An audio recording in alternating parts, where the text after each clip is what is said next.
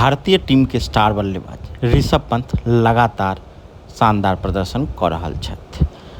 फिलहाल अखन ओ घरेलू टूर्नामेंट यानी दलीप ट्रॉफी में इंडिया बी के ओर से खेल रहल छथि। शुरुआत नहीं नीक भेल। इंडिया ए के खिलाफ पहिल पारी में सिर्फ 7 रन बना कऽ आउट भऽ गेलथि। उनकर कई तरह से आलोचना सेहो भऽ रहल छलै, लेकिन जखन दोसर पारी में खेलऽ लेल उतरलथि तऽ ओ अपना टीम लए अर्धशतकीय पारी खेललथि। ओ अर्धशतकीय पारी तब खेललथि जखन टीम के जरूरत छलैए।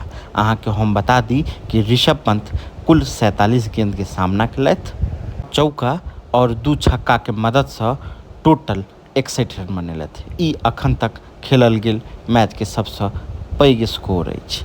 अहाँके हम बता दी कि Rishabh Pant T20 world cup में शानदार प्रदर्शन केलथि और अपना टीम लए नीक पारी खेल टीम के चैंपियन बनेलथि।